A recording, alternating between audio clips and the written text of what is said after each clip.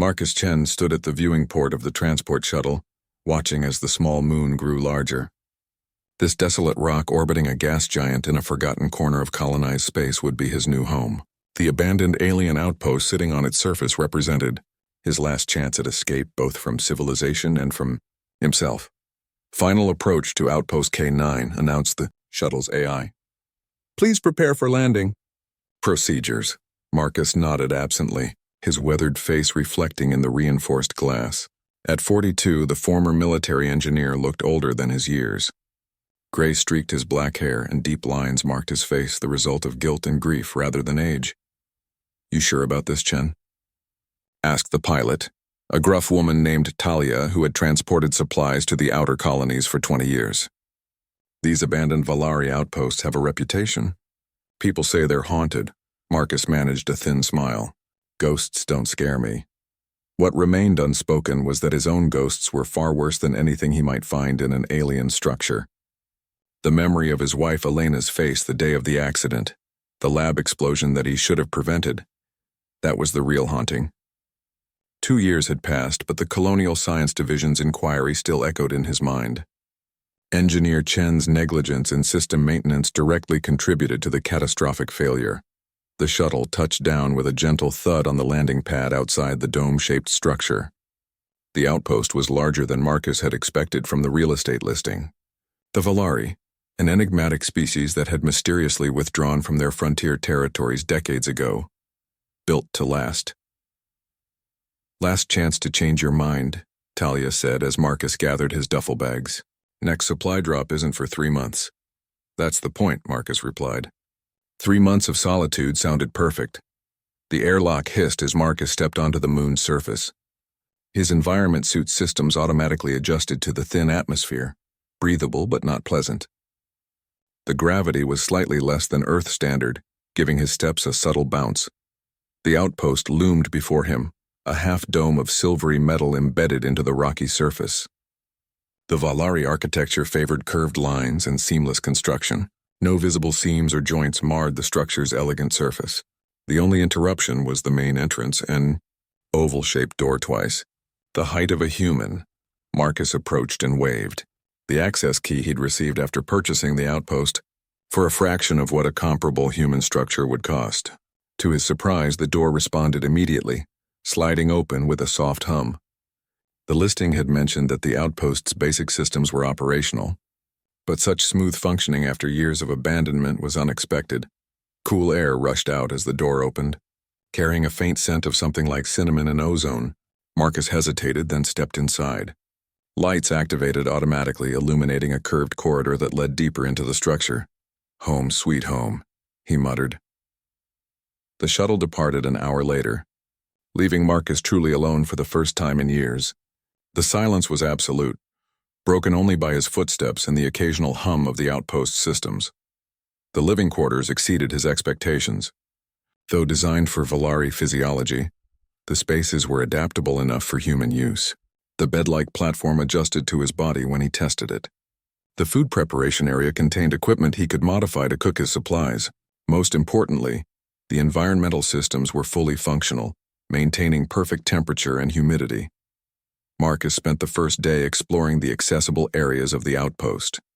According to the schematics provided with his purchase, the structure contained living quarters, research labs, a communications center, and storage areas.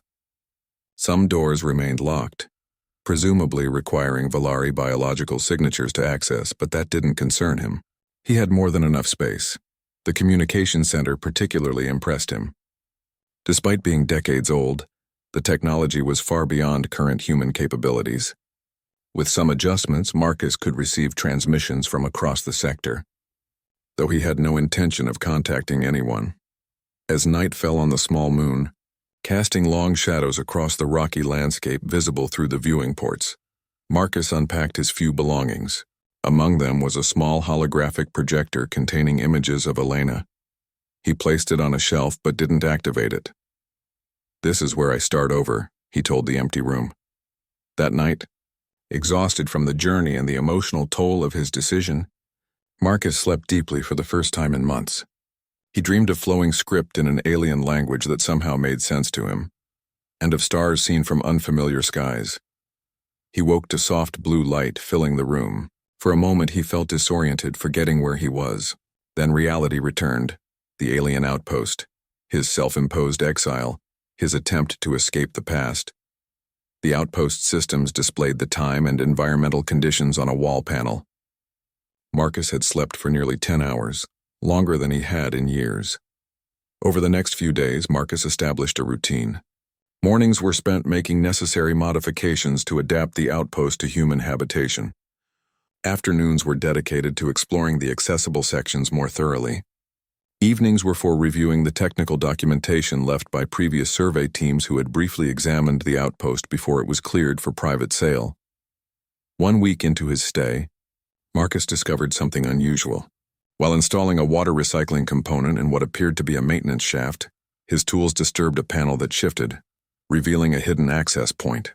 The panel was decorated with intricate patterns that resembled circuit diagrams, but were clearly artistic rather than functional. Curiosity overcame caution. Marcus examined the panel and found that it responded to pressure applied in a specific pattern. After several attempts, the panel slid aside, revealing a narrow corridor that wasn't on any of the schematics. "What were you hiding?" Marcus whispered, addressing the long-departed Valari builders. The corridor led to a small chamber dominated by a pedestal in its center. On the pedestal sat a crystalline device about the size of his hand. The crystal was multifaceted and seemed to contain swirling colors that shifted as he approached. Marcus hesitated. Every safety protocol from his military days warned against touching unknown alien technology. But something about the crystal called to him. It seemed to pulse in rhythm with his heartbeat. When his fingers touched the smooth surface, the crystal illuminated, casting prismatic patterns across the walls. A holographic interface materialized above it, displaying symbols in Valari script. To his shock, the symbols began to rearrange themselves, transforming into English text before his eyes. Neural interface established. The text read, "Human compatibility confirmed. Initiating primary contact protocol." Marcus jerked his hand back, but the connection remained. The crystal pulsed more intensely and a voice spoke, not aloud but directly in his mind. "After so long, someone has returned," the voice said, its tone carrying both relief and caution. "But you are not Valari. How curious that you can access our systems." "What are you?" Marcus asked aloud, his heart racing. "I am the custodian of this facility," the voice replied. "And you, human, have just changed everything." The crystal pulsed once more, and Marcus felt a strange sensation spreading from his fingertips up his arm, as if the technology was reading him, learning him. In that moment, he realized the abandoned outpost was far from dead. His new beginning had taken an unexpected turn. Whatever solitude he had sought would now include the company of something left behind by a vanished alien civilization, something that had been waiting for someone to find it. And it had found Marcus Chen instead. For 3 days after discovering the crystal, Marcus barely slept. The voice, which called itself the custodian, had much to share. The outpost, it explained, was far more than a simple research station. It was a repository of Valari knowledge, designed to survive long after its creators had departed. "But why did they leave?" Marcus asked, sitting cross-legged before the crystal, which now rested on a table in his living quarters. "That is a complex question," the custodian replied in his mind. Its voice had become more human-like as it adapted to Marcus's thought patterns. "The simple answer is that they had no choice." The crystal pulsed, projecting images onto the wall, scenes of a beautiful world with soaring crystal cities and beings that resembled tall, slender humanoids with iridescent skin. Their movements were graceful, almost liquid. The Valari civilization spanned 27 star systems, the custodian continued. They achieved space travel 10,000 years before humans discovered fire. Marcus watched, fascinated, as the images shifted to show massive ships traversing the space between stars. If they were so advanced, what could possibly force them to abandon everything? The projection changed, showing something dark spreading across the beautiful cities, a strange shifting substance that consumed everything it touched. "We called it the corruption," the custodian said.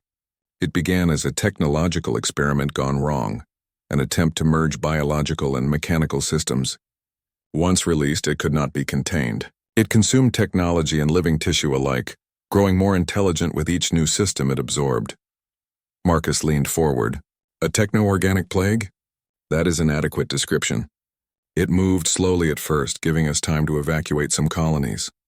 This outpost was part of an early warning network.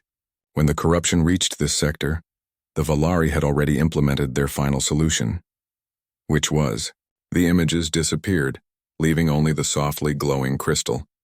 That information is sealed behind higher security protocols. I cannot access it yet. Marcus didn't push. Over the past few days, he'd learned that the custodian revealed information in carefully measured amounts. Each new interaction seemed to be a test, as if the AI was evaluating him for some purpose. What the custodian did share was fascinating enough. The Valari had been explorers and scientists, driven by curiosity rather than conquest. They had encountered many alien species but found few with comparable intelligence. They had observed Earth from a distance for centuries, watching human development with interest. Your species reminds us of ourselves in our early development, the custodian explained. Reckless, violent at times, but infinitely curious and surprisingly adaptable. That night Marcus dreamed again. This time he wasn't just seeing through alien eyes, he was living as a Valari.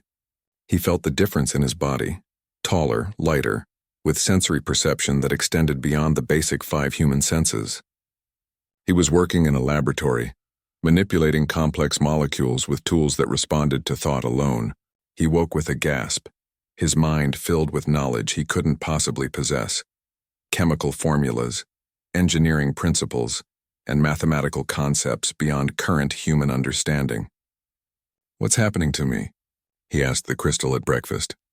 "Neural integration is progressing faster than anticipated," the custodian replied. "Your brain structure has remarkable compatibility with our interface technology." "You're changing me?" "Not exactly. I'm accessing dormant capabilities already present in your neural architecture. Humans use a very small percentage of their brain's potential capacity. I am simply expanding your access." Marcus wasn't sure how to feel about this. Part of him was alarmed at being altered without his explicit permission. Another part, the engineer, the scientist, was fascinated by the possibilities. "Could you stop this process if I asked?" The crystal pulsed once slowly. "Yes, but it would be like asking a flowering plant to return to its seed form." "Some changes are already permanent." Marcus considered this. His grief over Elena had receded somewhat, replaced by intense curiosity about what the outpost contained. For the first time in years, he was looking forward rather than backward. "Continue," he said finally, "but keep me informed about what's happening." That day, the custodian guided him to another hidden room, this one much larger than the first. It appeared to be a medical facility, with equipment designed for Valari physiology. "This is where we monitored the changes caused by exposure to the corruption," the custodian explained. Before evacuation, this outpost served as a research station attempting to find a cure. Did they succeed? Not in time. Marcus examined the equipment with his enhanced understanding. Some of it was recognizable. Medical scanners, tissue analyzers, gene sequencers, though far more advanced than human equivalents. In the center of the room stood an oval-shaped tank filled with a clear, slightly viscous fluid. It was large enough to hold a being the size of a Valari, or a human. "What's this?" Marcus asked, though somehow he already knew. "A regeneration chamber," the custodian confirmed. "It heals injuries, fights disease, and can even reverse some genetic damage." Marcus placed his hand on the smooth surface of the tank. It felt warm, alive somehow. "Is it functional?" "It is. All systems in this facility remain operational. The Valari built to last even when they themselves could not."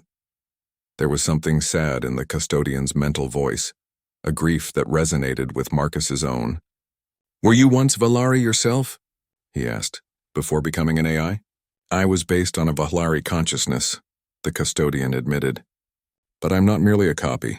I was designed to evolve, to learn, to become something new while preserving what was valuable from the old.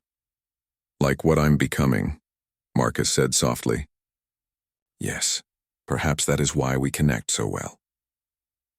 In the following days, Marcus explored more of the outpost with the custodian's guidance. Hidden rooms revealed themselves. each containing technologies and information that would revolutionize human understanding of physics, biology, and engineering. The dreams continued, becoming more vivid and detailed.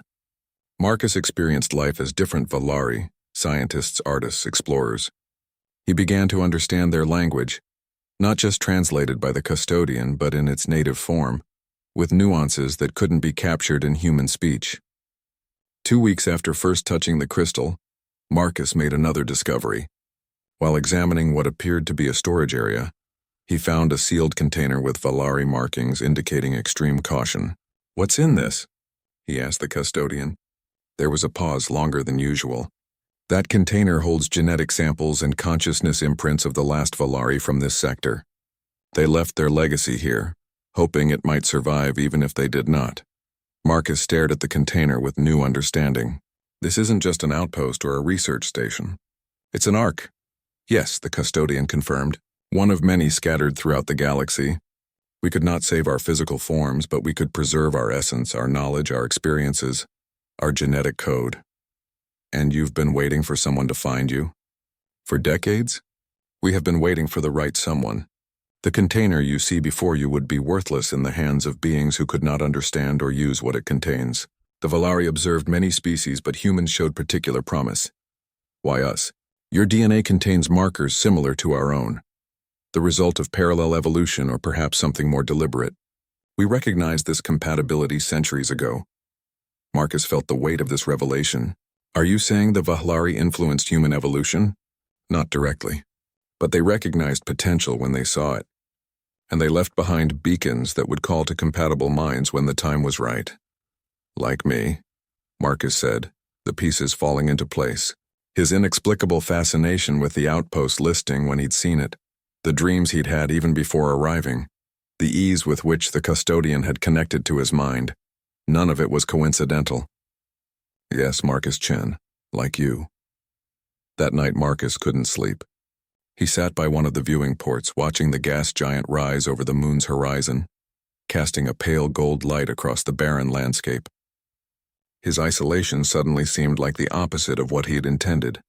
Instead of escaping from connection, from responsibility, he'd stumbled into something far larger than himself, the legacy of an entire civilization, preserved for whoever might come after. The irony wasn't lost on him. He'd come to this abandoned outpost to die slowly, to punish himself for Elena's death by living out his days alone with his guilt. Instead, he'd found new purpose, new knowledge, new life. As the first light of the system's distant sun crept across the horizon, Marcus made a decision. He would fully embrace whatever the custodian was offering. He would learn everything he could about the Valari, their technology, their culture. Perhaps in preserving their legacy, he could find redemption for his failure to save the one person who had mattered most to him. He returned to his quarters and picked up the crystal. "I'm ready to know more," he told the custodian. "Show me everything." The crystal pulsed brightly, and Marcus felt a new level of connection forming, deeper, more complete than before. "There is one more thing you should know," the custodian said.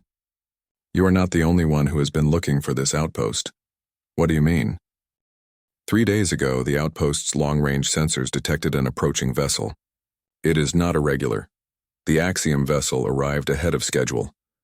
Marcus was in the communications center when the proximity alarm sounded. He'd spent the last 3 days learning everything he could about the outpost's defensive systems. The custodian had been feeding information directly into his mind, bypassing normal learning curves. His dreams were filled with Valari battle tactics and weapons technologies. "They're here," Marcus said, watching the vessel approach on the monitor. It was a Hammerhead-class cruiser, heavily armed and designed for asset acquisition, the corporate euphemism for taking what didn't belong to them. Their approach vector suggests they intend to land approximately 500 meters from the main entrance. The custodian observed. Marcus nodded. "Standard procedure. Close enough for easy access, far enough to avoid any automated defenses tied to the structure." He knew these protocols well. He'd helped design some of them during his military service. "What is our plan?" the custodian asked. Marcus had been considering his options carefully. "First, we find out what they want. Maybe they're just curious. Your tone suggests you do not believe that." "No. Axiom doesn't send hammerheads on research missions. Marcus tapped a control panel, activating the outpost's external sensors. Can you mask our power signature? Make it look like the place is running on minimal systems? Already done. 2 external scans, this facility appears dormant. The cruiser landed exactly where predicted, kicking up dust that briefly obscured the external cameras. When the view cleared, Marcus counted 12 figures disembarking, all in combat armor bearing the red and black Axiom logo. Heavy squad, he muttered. Not taking any chances. 4 of the soldiers established a perimeter while the others approached the outpost. At their center walked a tall figure in more elaborate armor, an officer most likely. The communications panel chimed. They're broadcasting, the custodian noted. Marcus took a deep breath. Let's hear them. The screen flickered, revealing the face of a woman in her 50s, her dark hair streaked with gray and pulled back in a severe bun.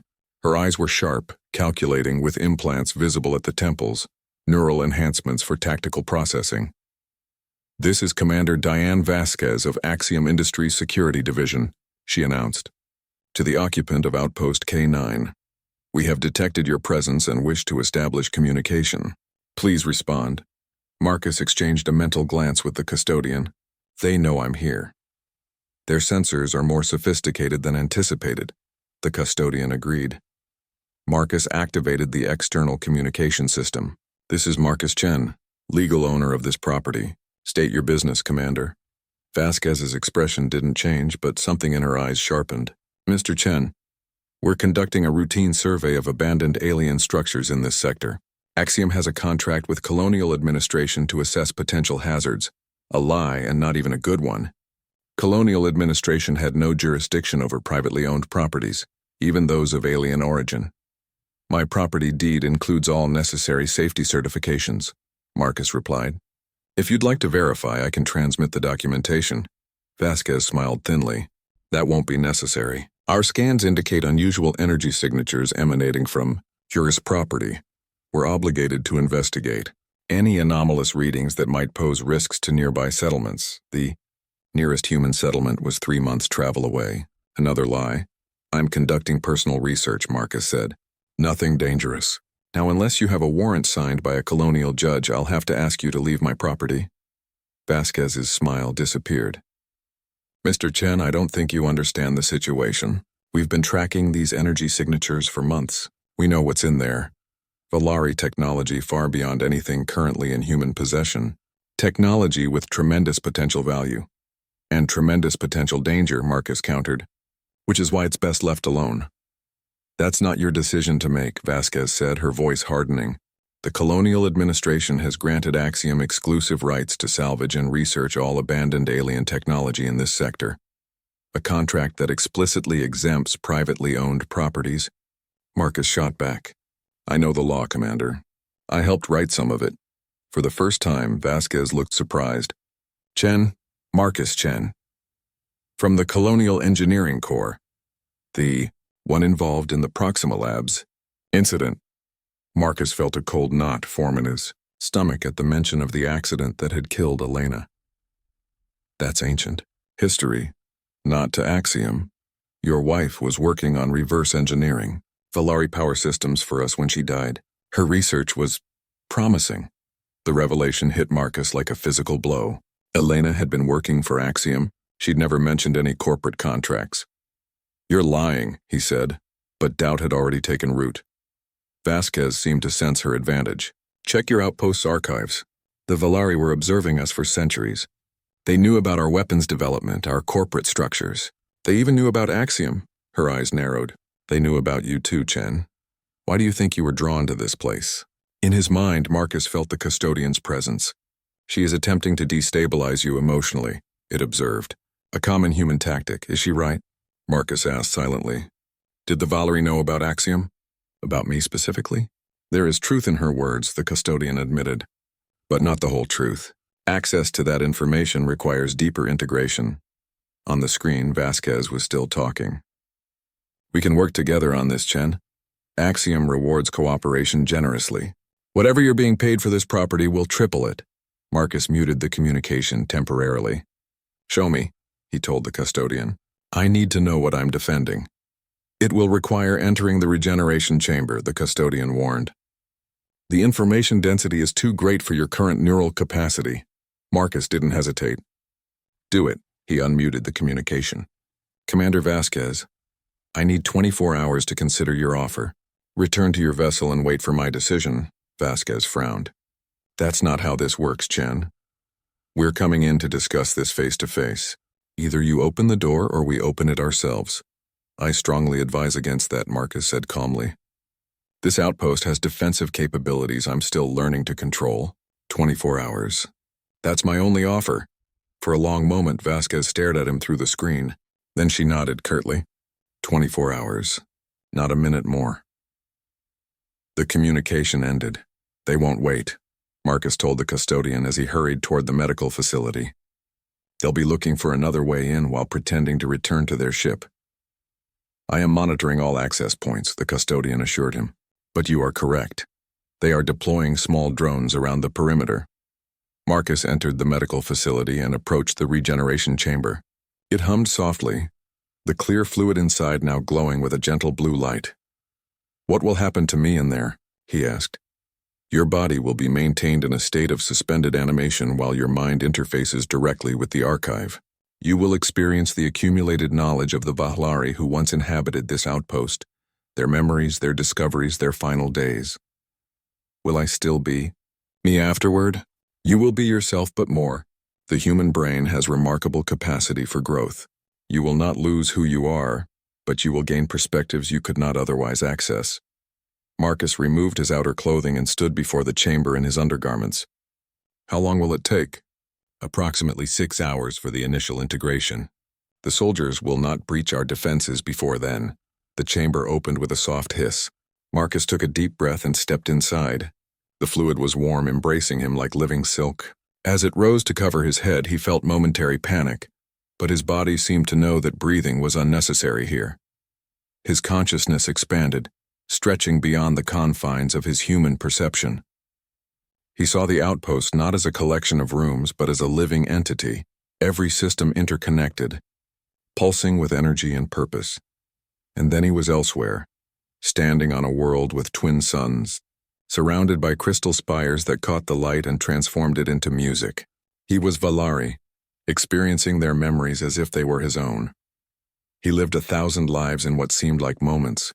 He saw the birth of their civilization, their first tentative steps into space, their golden age of exploration and discovery. He experienced their art, their philosophy, their understanding of reality that made human science seem like a child's first attempts at drawing. And he saw Earth, first from a distance, a blue-green jewel observed by curious explorers, then closer as the Vahlari learned about humans. They watched, fascinated, as humanity struggled and grew, fought wars and created beauty, destroyed and built and destroyed again. So much like us, the Vahlari observers noted. So much potential, yet so reckless. Then came the corruption. Marcus experienced the horror of the plague that consumed technology and flesh alike, growing more intelligent with each system it devoured.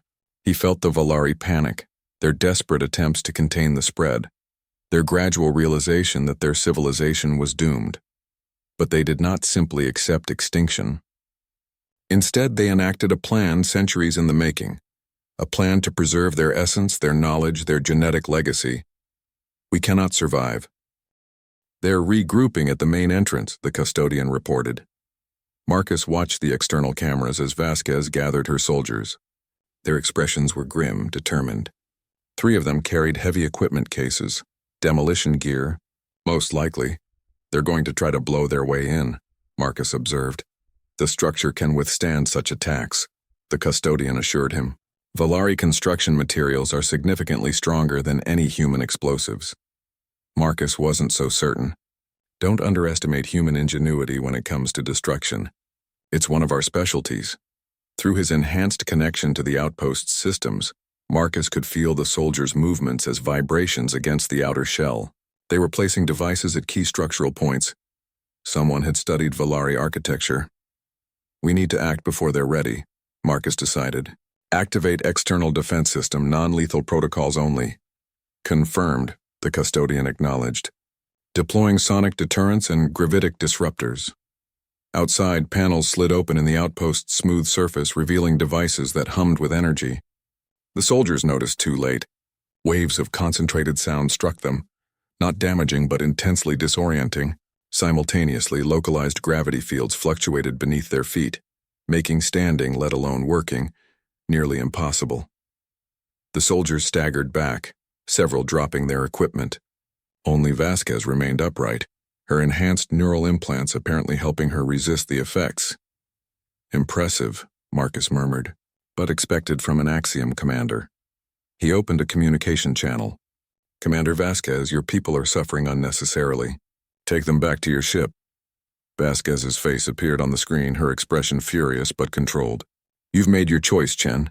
Now you get to live with the consequences. What consequences would those be? You think you're the only one with access to alien tech? Vasquez's smile was cold. We've been studying Valari artifacts for decades. That's why we're here. We detected the Outpost's activation when you first arrived. It was like a beacon to our sensors. Marcus felt a chill. The Proxima Labs incident. That wasn't an accident, was it? Your wife was brilliant, Vasquez said, her voice softening slightly. She was making remarkable progress reverse engineering Valari power systems. But she started asking questions about our research goals, became concerned about potential military applications. Rage flashed through Marcus, hot and sudden. You killed her. No, Chen, you did. We just created the conditions, the safety protocols you were supposed to maintain. We made sure they would fail eventually. All we needed was for you, the diligent engineer, to miss something. And you did. The revelation struck him like a physical blow. All this time, he'd blamed himself for Elena's death when it had been deliberate sabotage. Axiom had murdered her and set him up to take the blame. Why tell me this now? Marcus asked, struggling to keep his voice steady.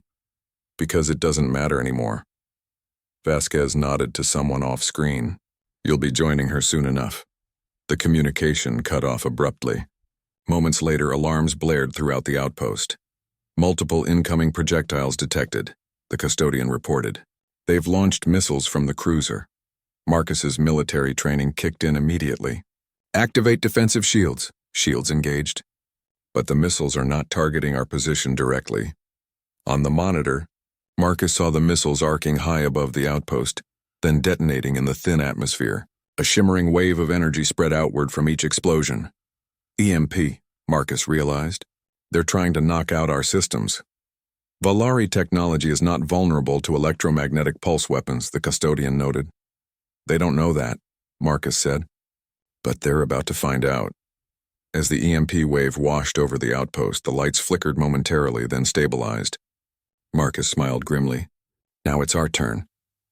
Through his neural connection, Marcus reached into the outpost's defensive systems. They were far more extensive than he'd initially realized, designed not just to protect against physical attacks but also against the corruption that had destroyed Valari civilization. Target their cruisers. Propulsion and weapon systems, he instructed.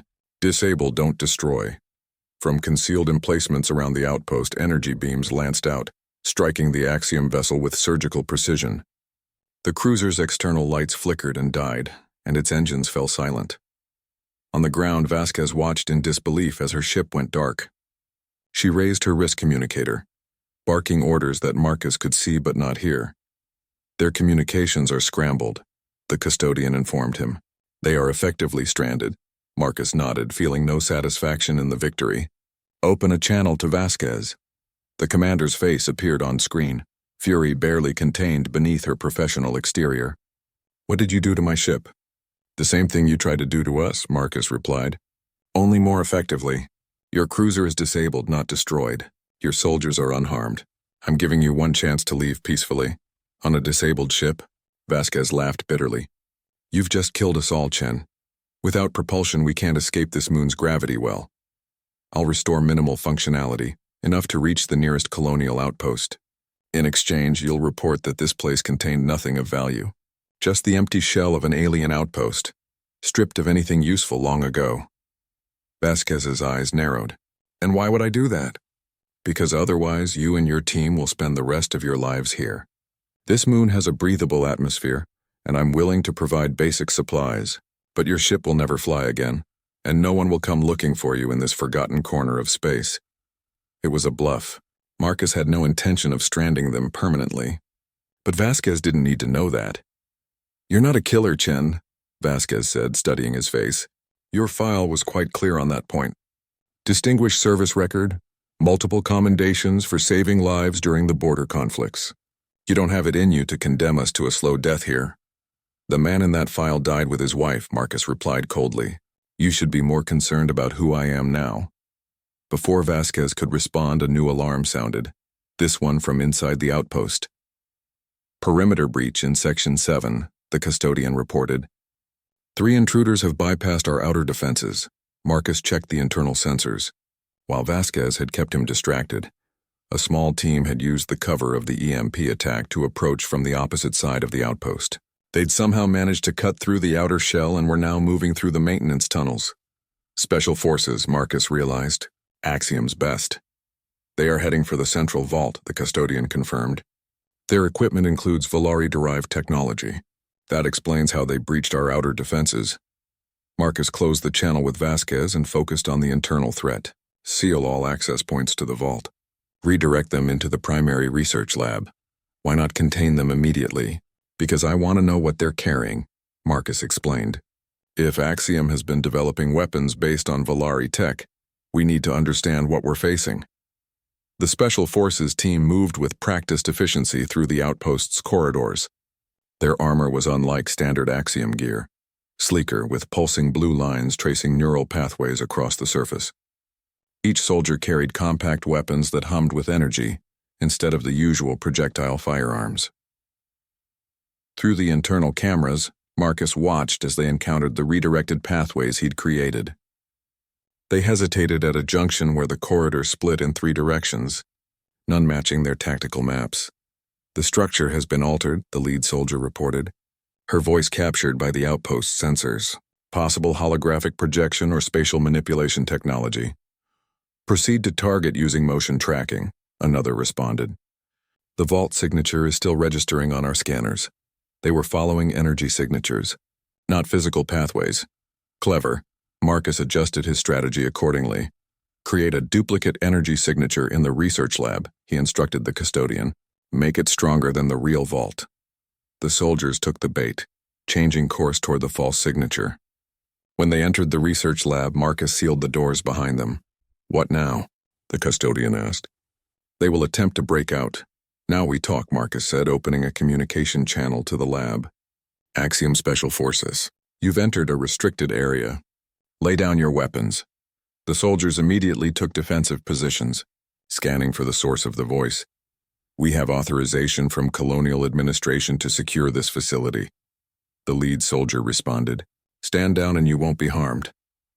"Your authorization is as fake as the energy signature you've been following," Marcus replied. "This is private property, legally purchased and registered. You're trespassing, and your commander has already tried to kill me once today." The soldiers exchanged glances, their helmet visors hiding their expressions. "Who are you?" the leader asked. "The owner." "Now I'm curious about those weapons you're carrying." "Volari-derived technology, I'm guessing. Care to explain how Axiom acquired it?" The leader hesitated, then made a decision. She reached up and removed her helmet, revealing a young woman with dark skin and close-cropped hair. Her eyes were artificial, advanced optical implants that glowed faintly blue. "My name is Captain Lena Wright," she said. "And you're right, these are based on Volari designs. But not just any designs. Their Spec 3 days of tense negotiations followed. Captain Wright maintained communication with Colonial Administration officials, while Commander Vasquez and the rest of her team remained under guard outside the outpost. The Axiom cruiser, still disabled, sat silent on the barren landscape. Marcus spent the time combing through the Volari archives, extracting everything related to the corruption. The more he learned, the more concerned he became. "This is worse than I thought," he told the custodian as they reviewed research data in the communications center. "The corruption doesn't just consume technology and organic matter, it learns from them. Every system it absorbs makes it more intelligent. That was what made it so devastating to the Volari," the custodian confirmed. By the time they understood the threat, the corruption had already absorbed enough of their advanced technology to counter their containment efforts.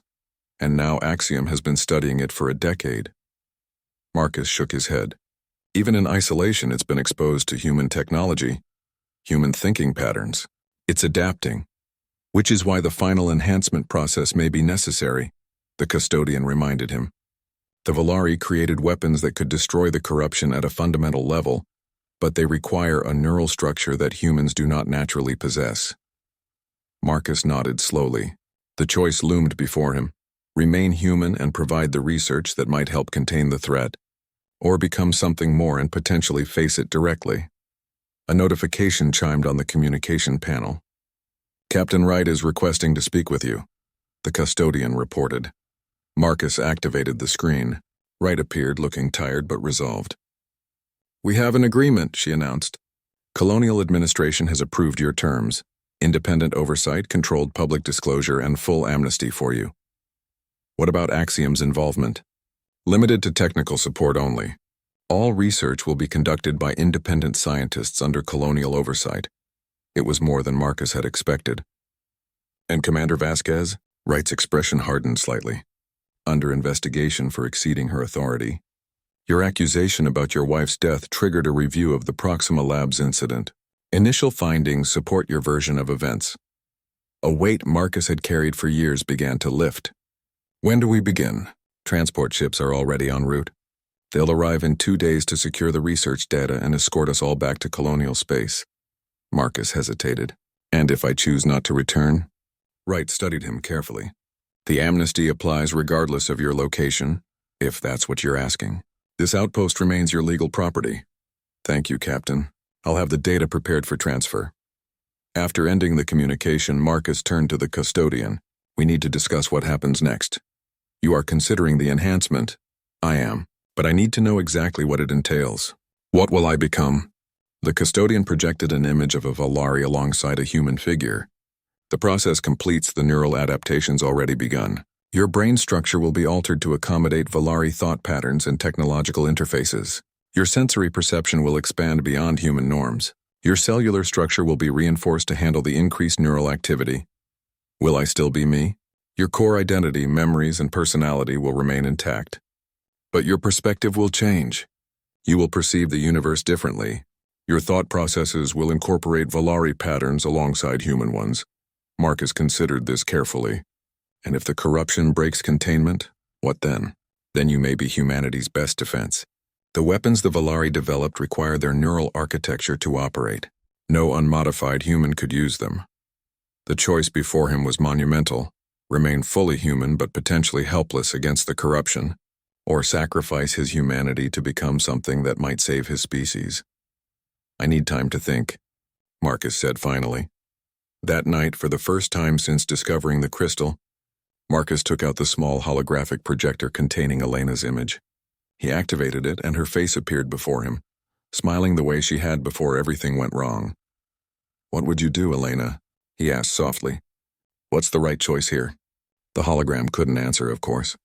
But as he studied her face, remembering her brilliance, her courage, her willingness to risk everything to protect others, he thought he knew what she would say.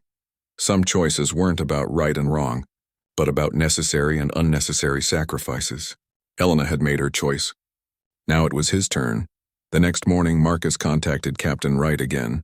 "I need to ask you something important," he said without preamble. "How contained is the corruption, really?" Wright's expression grew grave. "Less than our official reports indicate. We've had 3 containment breaches in the past year, each one more difficult to control than the last. The latest projections give us perhaps 6 months before our current methods fail completely. And if that happens, worst case? It spreads beyond our ability to contain, absorbing and learning from everything it touches. The Tau Ceti system falls first, then neighboring systems. Conservative models suggest the core worlds could be threatened within 5 years. It was exactly what Marcus had feared. "I may have a solution," he said carefully, "but it would require trusting me with more than just research data." "What kind of solution?" "The Valari created weapons specifically designed to target the corruption. Weapons that require their neural architecture to operate." Wright's artificial eyes widened slightly as she grasped the implication. "You found a way to use them." "I have, but I would need direct access to the corruption research facility." "That's not part of our agreement. The Oversight Committee would never approve sending unknown alien weapons into the containment zone." "Then don't tell them," Marcus said simply. Not until we've proven it works. Wright fell silent, clearly weighing her options. This is beyond my authority, she said finally, but I'll present it to my colonial administration contact. No promises, that's all I ask. After the communication ended, the custodian spoke. You've made your decision. I have, Marcus confirmed. Prepare the regeneration chamber for the final enhancement process. I need to be ready before the transport ships arrive. The chamber hummed with energy, the fluid inside now glowing with an intense blue-white light. Marcus stood before it, stripped down to his undergarments, his heart racing with anticipation and fear. The process takes approximately 12 hours, the custodian reminded him. Once begun, it cannot be reversed or interrupted without severe neural damage. I understand, Marcus said. What about the outpost? If I'm changed, will I still be able to control it? Your connection will be stronger, more intuitive. The outpost's systems will respond to your thoughts directly, without the need for my mediation. Marcus nodded. And you? What happens to you? I will remain as I am, a guide and companion if you wish. Or I can integrate with your enhanced consciousness, becoming a part of your neural network. Let's wait and see who I am afterward before making that decision, Marcus suggested. A wise precaution, the custodian agreed. Taking a deep breath, Marcus stepped into the chamber. The fluid embraced him, warmer than before, almost like living tissue enfolding him. As it rose to cover his head, he felt no panic this time, only a strange sense of anticipation. His consciousness expanded immediately, far beyond what he had experienced during the first immersion. He perceived the outpost not just as systems and structures, but as patterns of energy and information, flowing and interacting in complex ways. He saw beyond the visible spectrum, into realms of radiation and quantum fluctuations that human senses could never detect. And then the changes began. He felt his neural pathways shifting, reorganizing, expanding into configurations no human brain had ever contained. Knowledge flowed into him, not just information, but understanding at a profound level. The mysteries of Vahlari science unfolded in his mind, revealing principles that united physics, biology, and consciousness in ways human theories had never imagined. With this understanding came awareness of the weapons the Vahlari had created against the corruption, not physical devices, but complex energy patterns that could disrupt the corruption's fundamental structure, preventing it from absorbing and learning from new systems. Pain followed, intense but distant, as his body restructured itself to accommodate his enhanced neural activity. Every cell shifted slightly, reinforced against the enormous energy now flowing through his nervous system. Through it all, Marcus held on to his core identity, his memories of Earth, of his parents, of his military service, of Elena. These formed an anchor as the tide of transformation washed over him. When he emerged from the chamber 12 hours later, he appeared outwardly unchanged. But his perception of the world had been fundamentally altered. He saw the outpost now as an extension of himself, every system instantly responsive to his thoughts. The custodian's presence registered as a distinct pattern of energy, similar to his own but unique. How do you feel? The custodian asked, its mental voice clearer than ever before. Complete, Marcus replied, the word insufficient but the closest human language could provide. And ready. The outpost sensors alerted him to approaching ships, the colonial Admifically CI.